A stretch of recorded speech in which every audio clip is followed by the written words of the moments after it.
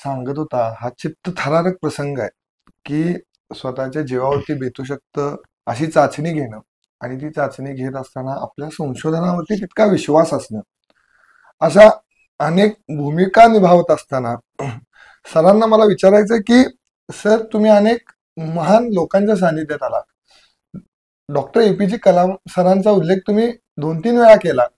त्याचबरोबर तुम्ही काही का आपल्या माशेलकर सरांचाही तुमच्याशी संपर्क आला. तर माझा प्रश्न असा आहे की या महान शास्त्रज्ञांना बघून आपला देश पुढे जातो. आमच्यासारख्या युवा पिढी समोर हे आयडॉल्स आहेत. यांचा सहवास तुम्हाला कसा आनंददायी होता, या दोन्ही शास्त्रज्ञांचा? बरोबर आहे. काय आहे की मी जसं डिफेन्सचं काम करत होतो तसं लहानपणापासून मी राष्ट्रीय स्वयंसेवक संघाच्या शाखेत जायचो आणि तिथं सारखा मनावरती अशा पद्धतीचा संस्कारच असायचा एका अर्थाने की देशासाठी सगळं केलं पाहिजे. देश हर काम देश के नाम हाताशी जर विचार केलं आपलं प्रत्येक काम हे देशाच्यासाठी केलं पाहिजे असा एक विचार करून मग स्वतःचा फायदा किंवा हे याचं गणित न करत बसता देशाचा फायदा बघितला पाहिजे अशासाठी आम्ही ते सगळं करत होतो. तर असं लक्षात आलं की विज्ञान आणि तंत्रज्ञान क्षेत्राचा उपयोग जर आपल्या देशाला प्रगती करायची असेल तर ते क्षेत्रामध्ये काम करणाऱ्या सगळ्यांना एकत्र करून the fruits of science and technology should go to the roots of the society ह्याच्यासाठी काहीतरी काम केलं पाहिजे. आणि योगायोगाने असाच विचार करून अनेक महान शास्त्रज्ञांनी एकत्र येऊन नागपूरला 1992 साली म्हणजे 22 ऑक्टोबर 1992 साली विज्ञान भारती नावाची संस्था स्थापन केली. आणि पहिल्या दिवसापासून माझा संपर्क त्या ह्याच्याशी होता. विज्ञान भारतीची स्थापना पुण्यातही झाली आणि मग असं ठरलं की समाजातल्या प्रत्येक समस्येला जिथं जिथं सायन्स अँड टेक्नॉलॉजीचा उपयोग करता येईल त्या समस्येला हात घालून विज्ञान भारतींनी काम करावं.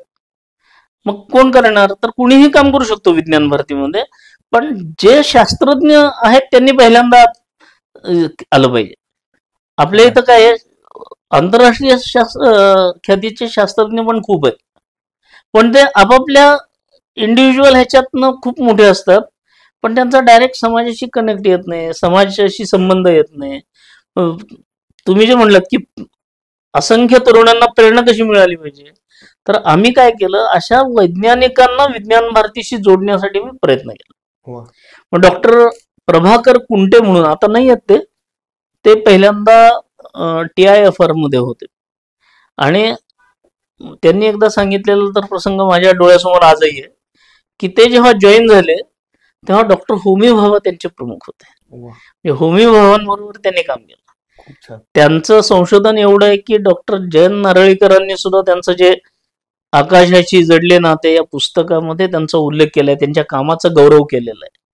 असे डॉक्टर प्रभाकर कुंटे हे एके दिवशी माझ्याकडे आले आणि मला म्हणले, काशीनाथ, आपल्याला विज्ञान भारतीच्या कामाची माहिती देण्यासाठी डॉक्टर माशेलकरांकडे जायचं. त्यावेळेला मी ARDत काम करायचो, म्हणजे मी ARDतच काम करायचो, पण त्यावेळेला NCLचे डायरेक्टर म्हणून डॉक्टर माशेलकर होते.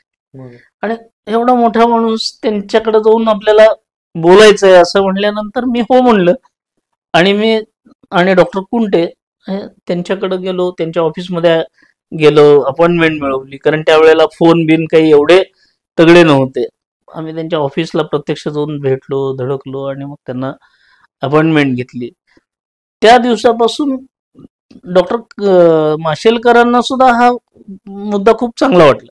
म्हणजे डॉक्टर कुंटेंची त्यांची पहिली ओळख होती, म्हणजे डॉक्टर कुंटे आणि ते मुंबईमध्ये एकत्र होते.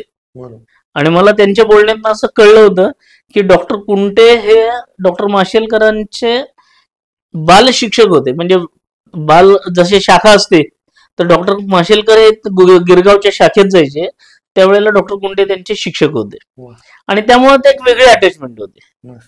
आणि मग डॉक्टर माशेलकरांनी खूप वेळ दिला आमच्यासाठी, त्यांच्या व्यस्त ह्याच्यातून सुद्धा, आणि सांगितलं की विज्ञान भारतीच्या कामामध्ये जी काही माझ्याकडनं मदत लागेल ती मी द्यायला तयार आहे वगैरे असं. आणि मग बऱ्याच वेळेला या ना त्या स्वरूपामध्ये त्यांची भेट होत गेली. आणि डॉक्टर माशेलकरांबद्दल मला पण तेवढंच आकर्षण आहे जेवढं तुम्हाला सगळ्यांना आहे. वा. कारण काय आहे, तर देशाची अस्मिता जगवण्यासाठी, टिकवण्यासाठी एका अर्थाने हळदीची लढाई लढली आणि तेव्हापासून ते फेमस झाले. म्हणजे त्याच्या आधीपासून जरी माझी ओळख झालेली असली, NCL मध्ये जाऊन मी भेटत असलो, तरी त्यांची खरी ओळख हळदीचं पेटंट जे होतं त्याच्यासाठी त्यांनी जो लढा दिला, बरोबर आणि तो लढा नुसता दिला नाही, मुळापर्यंत जाऊन त्यांनी त्याच्यावरती विचार केला. बरोबर म्हणजे त्यांचा प्रभाव का पडतो डॉक्टर माशेलकरांचा, तर ते नुसते बोलणारे नाहीत, प्रत्यक्ष काम करणारे. काम करणार. बोलणारे, तत्वज्ञान सांगणारे, विज्ञान सांगणारे खूप असतात. बरोबर. प्रत्यक्ष ग्राउंडवरती त्यांनी करून दाखवलं. काय केलं तर त्यांनी हळदीचं पेटंट हे अमेरिकेकडे जात आहे म्हणल्यानंतर ती सगळी अभ्यास करून त्यांनी एकतर त्या सगळ्यांना पटवून दिलं की हे आमच्या मातीतलं शास्त्र आहे आणि ह्याच्यावरती तुमचं हे पेटंट होऊ शकत होऊ नाही, शकत नाही. कारण हे काही त्यांनी शोधून काढलेलं नाही, हे आमच्या मातीतलं ज्ञान आहे, आमचं पारंपरिक ज्ञान आहे हे आमचं. बरोबर हे आमच्या इथल्या अशिक्षितातल्या अशिक्षित महिला सुद्धा पटकन जखम झाली की हळद लावते, इथपासून आमचे त्या हळदीचे उपयोग घराघरात पोहोचलेले आहेत. म्हणजे आजीबाईच्या बटव्यामध्ये हळकुंड असतं, बाळाच्या गुटीमध्ये हळद वापरली जाते, किंवा या सगळ्या गोष्टी ह्या त्यांनी सांगितल्या. बरोबर आणि नुसतं तेवढं करून थांबले नाहीत. डॉक्टर माशेलकरांनी काय केलं की आत्ताच्या जगातल्या लोकांना कळेल अशा भाषेत आपलं ट्रॅडिशनल नॉलेज मांडणी केली पाहिजे. कारण एखादं पेटंट देताना हे पेटंट कसं दिलं जातं, तर त्याचा ते नेटवर शोध घेतात, इंटरनेटवर, की हे कुठं अन्यत्र कुठं काही आहे का. आहे. बरोबर मग आपलं जर ज्ञान पोथ्या पुराणांमध्ये किंवा मौखिकरित्या कोणातल्या तरी जवळ असेल, तर जगाला कसं कळेल की हे तुमचं ज्ञान आहे. तर हे सगळ्या पोथ्या पुराणांमधले अनेक काही लक्ष पानं पोथ्यांची त्यांनी ट्रान्सलेट करून इंग्रजीमध्ये उपलब्ध करून दिली. आणि आता सगळे आयुर्वेदिक किंवा हे जे औषध आहेत, जे आपलं पारंपरिक ज्ञान आहे, ते आता त्यांनी ते जेव्हा डायरेक्टर जनरल CSIR होते त्यावेळेला त्यांनी अशी एक लायब्ररी तयार केली, डिजिटल त्याला fabric. डिजिटल लायब्ररी, की त्याला TKDL असंच नाव आहे. हो बरोबर TKDL म्हणजे ट्रॅडिशनल नॉलेज डिजिटल लायब्ररी. आणि ह्या सगळ्या पारंपरिक ज्ञानाचं त्यांनी डिजिटल फॉर्म मध्ये माहिती उपलब्ध करून दिली. बरोबर. आणि त्यामुळं आता कुठल्याही भारतीय ह्याचं कारण नसताना कोणी पेटंट घेऊ शकत नाही. पेटंट कुणाला घ्यायचं असेल तर त्या लायब्ररी चेक करायला ते लायब्ररी चेक करायला आहे अवेलेबल, अवेलेबल आहे. आणि ते असेल तर त्याला पेटंट मिळत नाही आता. बरोबर. अगदी नाहीतर बासमतीसाठी पेटंट करतायत, हळदीसाठी पेटंट, ह्याच्यासाठी असं आता कोणी करू शकत खूप नाही. ह्याचं मोठं काम माशेलकरांच्या प्रेरणेने केलं. आणि विज्ञान भारतीचं असल्यामुळं, देशप्रेम असल्यामुळं, त्यांची देशभक्ती, देशासाठी त्यांनी किती मोठ्या प्रमाणात नाव कमवलं, देशाचं नाव घेतलंय, हे सगळं लक्षात येऊन मला त्यांच्याबद्दल खूप प्रेरणा वाटते. आणि स्वाभाविकपणे योगायोगाने तेही पुण्यात असतात, आपण पुण्यात असलेल्या सगळ्या वैज्ञानिक जगताशी माझा विज्ञान भारतीमुळे संबंध येतो, वा. त्यामुळे त्यांचा प्रभाव माझ्यावरती आहे. खूप छान. म्हणजे तुमचे प्रसंग इतके छान सांगताय तुम्ही की या महंतांचा तुम्हाला इतका छान सहभाग मिळालेला आहे, त्यांच्याशी सहवास मिळालेला आहे, आणि ही खूप गोष्ट ताकद देणार आहे, आनंद देणार आहे, निश्चित रूपाने आनंद देणार आहे. मला आता जो प्रश्न विचारायचा आहे, तर तुम्ही शास्त्रज्ञ म्हणून काम करतात, परंतु तुम्ही अनेक ठिकाणी व्याख्यानं करता. चंद्रयान ज्यावेळेला यशस्वी झालं त्यावेळेला तुम्ही त्यावरती पुस्तक लिहिलं, त्या चंद्रयानाची माहिती तुम्ही सगळीकडे पोहोचवत होता. अगदी तुम्ही संख्येचा कधी विचार केला नाही, फक्त लोकांपर्यंत हा विषय पोहोचला पाहिजे बरोबर. ही इच्छा धारणा मनात ठेवून तुम्ही सगळ्यांपर्यंत पोहोचत होता. तर हा विषय किंवा ही मांडणी करत असताना किंवा हा विषय पोहोचवत असताना मिळणारा आनंद कसा असतो? खरं सांगू का, की पोटा पाण्यासाठी आपल्याला जे लागतं ते आपण नोकरीच्या निमित्ताने काम करतो तिथं झालं. वा. पण ज्या कामातून आपल्याला आनंद मिळतो का नाही, तर आपली जी संस्कृती आहे, भारतीय संस्कृती, ह्याच्या मधनं आपल्याला असं लक्षात येतं की देण्यातून आनंद मिळतो आपल्याला. म्हणजे घेण्यामध्ये आनंद क्षणिक असतो, पण देण्यामधला आनंद खूप मोठा असतो. आणि जे जे आपण असं ठावे ते ते इतर असे सांगावे, शहाणे करून सोडावे सकल जन, असं जे समर्थांनी म्हणलेलं आहे, त्याप्रमाणे जर 40 वर्ष मी डिफेन्स मध्ये काम केलं आहे, मला अनुभव येतात अनेक गोष्टीचे. म्हणजे माझं नशीब असं की मी नेव्हीसाठी काम केलं, मी आर्मीसाठी काम केलं. नुसतं आर्मीसाठी म्हणत नाही, आर्मीच्या 5 वेगवेगळ्या डिव्हिजनसाठी काम केलं. म्हणजे रणगाड्या डिव्हिजन असते त्याच्यासाठी काम केलं, अग्निबाणासाठी काम केलं, विमान विरोधी तोफांसाठी काम केलं. त्याच्यानंतर पायदळ जे असतं त्याच्यासाठी ते खांद्यावरचं मी आता सांगितला प्रसंग ते काम केलं. असे आणि शेवटची 5 वर्ष ज्याचा संबंध माझा कधी आला नव्हता अशा एअरफोर्ससाठी पण मी काम केलं. आणि या सगळ्यांचं जे डेडिकेशन आहे ना ते बघितल्यावर आपल्याला लक्षात येतं की अरे आपण काहीच नाही. म्हणजे एक प्रसंग सांगतो, 1982 ते 85 या दरम्यान मी भारताच्या रणगाड्याची अचूकता वाढवली पाहिजे. कारण रणगाडा ही गोष्ट अशी आहे की पहिल्याच शॉटमध्ये शत्रूला नेम लागून तो गारद झाला पाहिजे, बरोबर. अन्यथा दुसऱ्या शॉटच्या वेळेपर्यंत तो आपल्यावरती बॉम्बार्डिंग तेवढ्याच वेगाने करणार आहे. म्हणजे हा युद्धातला भाग असतो, स्ट्रॅटेजीचा भाग असतो. युद्धशास्त्रामध्ये दुसरा चान्स मिळेल नाही मिळेल माहित नाही, पहिल्याच चान्स मध्ये गारद करणं बरोबर. हा आपला परंपरागत जे छत्रपती शिवाजी महाराजांनी केलं आणि ते कधीही वाट बघत थांबले नाहीत. बरोबर. त्यांनी जसं केलं त्याच तंत्रज्ञानावरती तर ज्याला इंग्रजी भाषेमध्ये आपण म्हणतो की the first round hit probability, बरोबर. पहिलाच राऊंड शत्रूच्या ह्याला लागावा म्हणून मी काही अचूकता आणण्यासाठी काही काम केलं होतं रणगाड्यात.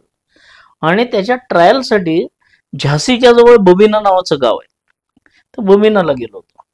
तर बबिनाला गेलो असताना मी खूप ज्युनियर होतो, 82-84 म्हणजे एकदम ज्युनियर लेवलवर होतो त्यावेळेला. मला कामाची जे सुरुवात होती, पण मी ARDचा रिप्रेझेंटेटिव्ह म्हणून गेलो होतो. आणि मग तिथं माझी आर्मी मधल्या प्रथेप्रमाणे रँक प्रमाणे त्याची व्यवस्था करतात. माझी व्यवस्था त्यांनी जवानांच्या ज्या बरॅक असतात, म्हणजे एक बरॅक अशी तुम्ही ते निशाण हट बघितली असेल, पत्र्याची अशी गोल हे असते, त्या निशाण हट मध्ये इकडं 10 कॉट इकडं 10 कॉट असे 20 जण एका निशाण हट मध्ये राहतात. असं मोठं हे असतं आणि त्याला बरॅकच म्हणतात. त्या बरॅक मधला एक जवान 2 महिन्याची रजा घेऊन का 1.5 महिन्याची रजा घेऊन आपल्या गावी गेला होता. त्याची जी रिकामी कॉट होती ती मला अलॉट केली होती, मी तिथं राहत होतो. त्यामुळे ह्या सगळ्या जवानांचं जवळून मला जीवन बघायला मिळालं एका अर्थाने, की हे जवान जगतात कसे जवळनं बघायला मिळालं. आणि खूप छान. त्याच्यातून मी शिकत गेलो. मी जरी त्यात जवान म्हणून नसलो तरी राहायला तिथं असल्यामुळे ते पहाटे 4-4:30ला उठतात, पटापट आवरतात, सकाळचा 1 तासात आवरून मैदानावरती 3 तास कसरती करतात, शरीर बलकट करण्यासाठीचे कार्यक्रम करतात, व्यायाम करतात. परत तिथनं सुटलं की चहा नाश्ता करून ते लगेच आवरतात आणि 1 तास 1.5 तासात आपापल्या कामाला ज्याचं ज्याचं जे जे नेमलेलं काम असतं ते करतात. बरोबर. सकाळचा व्यायाम आणि संध्याकाळचे खेळ किंवा व्यायाम, मैदानी व्यायाम हे मात्र सरसकट चपराशापासून किंवा आधी शिपायापासून ते अधिकाऱ्यापर्यंत सगळ्यांना कॉमन. का तर आपण शाखेमध्ये पद्य म्हणतो ना वेगवेगळे, की नित्य सिद्ध शक्ती से राष्ट्र की अर्चना. वा. आपण शब्द वापरतो पण ते नक्की काय ते तिथं बघायला मिळतं. वा. खूप आणि कसं तर आपला जवान हा कायम अलर्ट मोड मध्ये पाहिजे. वा. याचं उदाहरण आपण 4 वर्षापूर्वी बघितलं. गलवान घाटीमध्ये चीनने आगळीक काढली आणि आपल्या बिहार रेजिमेंट वरती त्यांनी हल्ला केला. बरं तिथं काय एकमेकांशी तह असा झालेला आहे की त्या तहानुसार आपण शस्त्रास्त्र कुठली वापरायची नाहीत तिथं. तर या चीनी लोकांनी काहीतरी करून आपल्या कुरापत काढली आणि आक्रमण करायचा प्रयत्न केला. हे गलवान घाटी असेल, त्याच्यात 1-4-5 वर्षापूर्वी डोकलामला असेल वगैरे, अशा त्या कुरापती काढायला प्रयत्न करत होते. पण आपल्या सैनिकांनी 42 चीनी सैनिकांचा मुंड्या पिरगळून मारून टाकलं त्यांना, जशाच तसं उत्तर दिलं. आपले 10-15 जवान हुतात्मा झाले.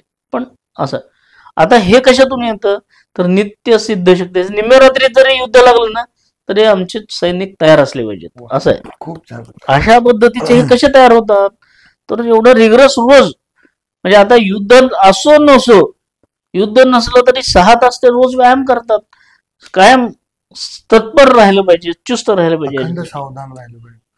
माझ्या मनावर त्याचा परिणाम कसा झाला, इम्पॅक्ट कसा झाला, तर तो प्रसंग असा आहे की मी तिथं गेलो होतो, राहत होतो, बघत होतो त्यांचं जीवन जवळ ना. तर दुसऱ्या दिवशी ईदची सुट्टी आलेली होती आणि ते 75 आर्मर्ड रेजिमेंट मध्ये ट्रायलला गेलेलो आहे मी.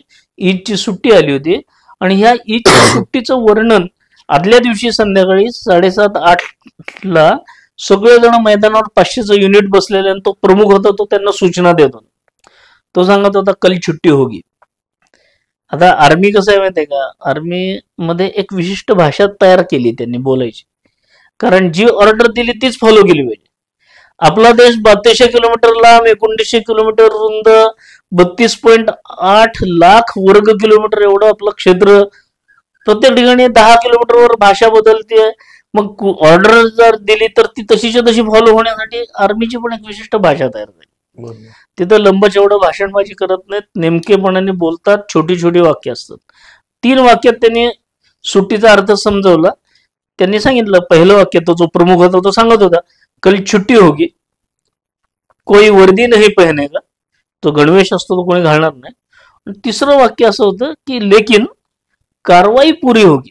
याचा अर्थ पहाटे उठल्यापासून रात्री झोपेपर्यंत किंबहुना 24/7 ज्याला जे जे नेमून दिले ते काम ते जसं तसं करायचं. फक्त आर्मीतल्या लोकांना सुट्टी, याचा अर्थ गणवेश घालायला सुट्टी.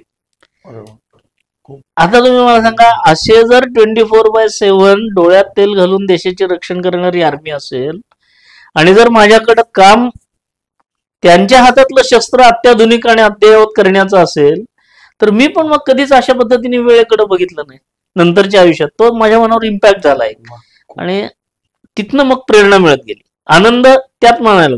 म्हणजे मला कधी असं वाटलं नाही की आपल्याला पगार किती मिळतो, आपल्याला पैसे किती मिळतात, आपल्याला रजा किती मिळतात, सुट्ट्या किती मिळतात. मला आनंद कधी होतो की मी तयार केलेलं एखादं शस्त्र डायरेक्ट उपयोगी पडतंय ना जवानाला, त्याच्यात आज आनंद मिळतो. आता हा आनंद मान्यवर पण असतो प्रत्येक जण, पण ही सगळी भूमिका लहानपणापासून शाखेत जे आपले संस्कार होतात त्याचा परिणाम आहे. खूप छान. असं आहे. म्हणजे एक संस्काराचं कसं असतं सांगतो मी, की आम्ही पंढरपूरला चंद्रभागेच्या वाळवंटामध्ये बसलेलो, शाखा चालवायचो. शाखेमध्ये 15 ते 20 वयोगटातली एक 15-20 मुलं खेळायला जमायची, खेळ खेळायचे. मग प्रार्थनेच्या आधी अशी गोल करून बसायचे आणि पद्य म्हणायचे. आणि त्या पद्यात काय ओळी असायच्या, त्या पद्यात अशा ओळी असायच्या की अणुयुद्धाची नौबत वाजे भारतवर्षा सज्ज करू. पद्य असं असायचं. आता तुम्ही मला सांगा की हे वाक्य जर जाणाऱ्यानं कुणी ऐकलं त्या ह्याच्यात की आम्ही जे पद्य म्हणतोय त्यातलं, तर काय वेळेपणा म्हणतील, ही 15 वर्षाची शेमडी पोरं काय करणार, अणुयुद्धाच्या गोष्टी करतात. पण तो संस्कार किती महत्वाचा आहे की असा संस्कार शाखेमध्ये वारंवार करत गेलं, देशप्रेम भरत गेलं, की ज्या क्षणी एक स्वयंसेवक पंतप्रधान होतो, पहिला निर्णय घेतो की भारताला अण्वस्त्रधारी बनवायचं. आणि अटल बिहारीने ते 1998ला 11 मे 1998ला 3 स्फोट आणि 13 मेला सगळ्या जगाने विरोध करून परत 2 स्फोट करून सगळ्या जगाला आपली ताकद दाखवून दिली. आज जो भारताचा गवगव वाढलेला, त्याच्यात अटल बिहारी वाजपेयी यांची दूरदृष्टी खूप महत्वाची की ते असं. आणि हे सगळं शाखेमध्ये आपल्याला संस्कार म्हणतो पण ते हे की काय अमेरिकेचा दबाव, ह्याचा दबाव, त्याचा दबाव सगळं झुगारून दिलं आणि म्हणले गो अहेड. कलाम म्हणले की 24 वर्षात आम्ही वाट बघत होतो पण कधी आम्हाला संधी नाही मिळाली, कारण हा आंतरराष्ट्रीय प्रश्न असल्यामुळे government has to give the clearance. आणि वाजपेयींनी तो क्लिअरन्स दिला, अणुचाचण्या केल्या आणि आपण अण्वस्त्रधारी देशांच्या पंक्तीत जाऊन बसलो. आज जे जग आपला मानतंय म्हणजे सुपर पॉवर म्हणलं जातं, त्याच्यात हा फार मोठा इव्हेंट आहे. आणि अटल बिहारी वाजपेयींचा अजून एकच ह्याच्यात सांगतो की जय जवान जय किसान अशी जी घोषणा लाल बहादूर शास्त्रींनी केली होती, त्याचा विस्तार केला त्यांनी. आणि जय विज्ञान हे त्याला जोडलं. आणि आताच्या पंतप्रधानाने जय अनुसंधान, अजून त्याच्या पुढे एक अनुसंधानावर भर दिला पाहिजे. हे असे द्रष्टे आणि कणखर नेतृत्ववाले मिळत गेले तर भारत थोड्याच दिवसात विश्वगुरु होईल, नुसतं विकसित नाही, असं मला वाटतं. वा, खूप छान. अगदी 40 वर्ष सेवा, 40 वर्षामध्ये अनुभवांचं गाठोड आहे, प्रचंड असे अनुभव आहेत. प्रचंड असा संघर्ष आहे, प्रचंड या देशाच्या सीमांवरती त्या सैन्यामध्ये राहणं आहे, त्यांच्याशी संवाद साधणं आहे, खूप मोठा अनुभव आहे. सर, मला शेवटचा प्रश्न आहे की तुम्हाला या 40 वर्ष आणि तुमच्या संपूर्ण करिअरमध्ये, संपूर्ण या देशाच्या सेवेमध्ये सर्वोच्च आनंदाचा क्षण किंवा अल्टिमेट सॅटिस्फॅक्शन ऑफ लाईफ असं म्हटलं तर तुम्ही अगदी 1-2 वाक्यात काय सांगाल? कसं आहे, आनंद हा आनंद असतो. तो आनंद म्हणजे मी मनाशी विचार करायचो की अरे, आपण काही स्वातंत्र्य लढ्यात भाग घेऊ शकलो नाही. पारतंत्र्यात जन्म नाही माझा, 61चा जन्म आहे. त्यामुळे स्वातंत्र्यात जन्म झाल्यानंतर ब्रिटिशांविरुद्ध लढण्यामध्ये आमचं काही योगदान नाही. त्याच्यानंतर एकदा आणीबाणी आली होती आपल्या देशावर, तर त्या सरकार विरुद्धही लढण्यासाठी माझं वय बसत नव्हतं. त्यामुळं त्यावेळेला सुद्धा आम्ही संघर्ष करू शकलो नाही. पण एक योग्य वेळ आणि योग्य हे असं मला संधी मिळाली की 1984 साली प्रभू रामचंद्रांचा जो जन्मस्थान आहे ते जन्मस्थान मुक्त केलं पाहिजे म्हणून एक चळवळ हातात घेतली गेली. आणि बघता बघता संपूर्ण हिंदू समाज जागृत करणं असेल, हे असेल, आणि त्यात मी इन्व्हॉल्व होतो पहिल्यापासून. आणि मग त्या छोट्या छोट्या गोष्टीत म्हणजे अगदी बंदिवान रामाला मुक्त करा, इथले जे संत म्हणजे अगदी देगलूरकर महाराजांपासून सगळे जणांनी महाराष्ट्रात आवाहन केलं होतं. तर देगलूरकर, धुंडा महाराज देगलूरकर म्हणजे एका अर्थाने खूप वरिष्ठ आणि श्रेष्ठ नेतृत्व संत होते पाठीशी. आणि त्यांनी सांगितलं की अरे, आपला जो आराध्य दैवत आहे, ज्या रामकृष्ण हरीने आपण सुरुवात करतो, त्यातला राम, प्रभू राम जर आमचा अजूनही आमचा बंदिवान असेल तर काय आपल्या जीवनाला अर्थ आहे, असं त्यांनी सांगितल्यानंतर आम्ही पण त्याच्यात पूर्ण इन्व्हॉल्व्ह होऊन ती राम जन्मभूमी मुक्त झाली पाहिजे म्हणून प्रयत्न केले. त्याचे टप्पे होते वेगवेगळे, त्या टप्प्यांवरती काम केलं. राम शिलान्यास झाला, शिला पूजन करून प्रत्येक खेड्यापाड्यातून ती शिला पुढं अयोध्येला पाठवली, हे सगळं झालं. आणि 30 आणि 31 ऑक्टोबर 30 ऑक्टोबर 1990ची गोष्ट आहे. मुलायम सिंग होते आणि त्यावेळेला आपण कार सेवा करायचं ठरवलं. आणि त्यावेळेला अक्षरशः त्यातही सहभागी होणं असेल, त्यावेळेला कोठारी बंधूंचं बलिदान आणि अनेक रामभक्तांवरती गोळीबार झाला, अनेकांचा मृत्यू झाला. त्याच्यातून आपण प्रेरणा घेऊन खरं म्हणलं तर न घाबरता अनेक जण रामासाठी पुढे आले आणि तो जागृती तयार झाली. आणि 1992 साल 6 डिसेंबर 1992, त्यावेळेला 6 डिसेंबर पेक्षा ती गीता जयंती होती त्या दिवशी. आणि गीता जयंतीच्या मुहूर्तावरती रामाच्या मंदिरासाठी हे करण्यासाठी कार सेवेला मी स्वतः त्यात सहभागी झालो होतो. आणि एकीकडे डिफेन्स अमकं तमकं, पण पूर्णपणे मी तिथनं जाऊन अयोध्येत गेलो. आणि माझ्या आयुष्यातला सर्वोच्च क्षण म्हणजे संध्याकाळी 4:45 वाजता ज्या वेळेला तो तिसरा घुमट पाडला आम्ही, त्यावेळेला मला सगळ्यात आनंद झाला. असा आनंद परत, म्हणजे तो आनंद इतका आहे की वर्णन त्याचं करायचं झालं तर खूप वेळ जाईल. पण थोडक्यात सांगतो की अयोध्येत त्या दिवशी दिवाळी होती. 10 लाख पेक्षा जास्ती कारसेवक आलेले होते. अयोध्येतल्या सगळ्या मिठाईच्या दुकानदारांनी आपली दुकानं उघडी करून दिली होती. की इतका आनंद झालाय रामाचा, तो 450 वर्षापूर्वीचा किंवा ढाचा, 476 वर्षापूर्वीचा ढाचा पडला. इतका आनंद झाला की सगळ्या मिठाईवाल्यांनी आपली मिठाईची दुकानं उघडी करून दिली. मिठाई त्याची किंमतच त्या दिवशी त्यांनी केली नाही. की सगळ्या कारसेवकांना वाटत सुटले, ते स्वतःहून, म्हणजे मोठमोठ्या पराती आणून ते वाटत होते आणि कारसेवक त्याचा आनंद घेत होते. त्याच्यानंतर संध्याकाळची वेळ तो पडला, 4:45 पडला आणि 6-6:30 पर्यंत आम्ही शरयूकडे जायला लागलो. तर पूर्ण अयोध्येमध्ये अक्षरशः दिवाळीच्या ओळी, दीप, म्हणजे आपण दिवाळीला कसं म्हणतो का नाही, मेणबत्त्या असतील, पणत्या असतील, दिवे असतील, आकाश दिवे असतील, काय अयोध्येमध्ये सगळं एका अर्थाने त्या दिवशीच दिवाळी आम्ही अनुभवली. हा सगळ्या आयुष्यातला माझ्या सगळ्यात चांगला क्षण.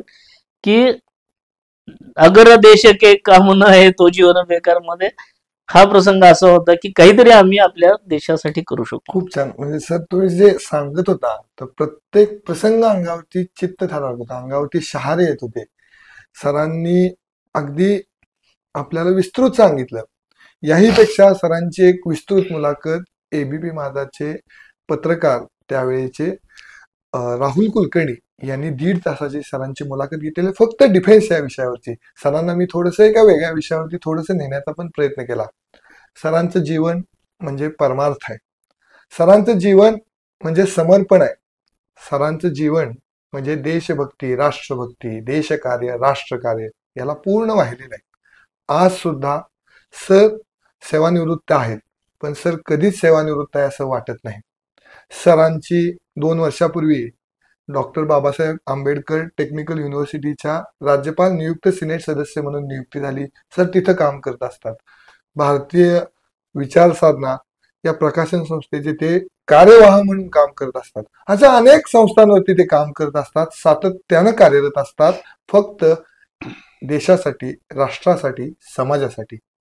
सरांचे संघाचे जे संस्कार आहेत ते सर नेहमी सांगतात, जपतात, शिकवतात. तर सर खूप खूप धन्यवाद की खूप सुंदर माहिती आज आपण पोहोचवली, आपण सांगितली.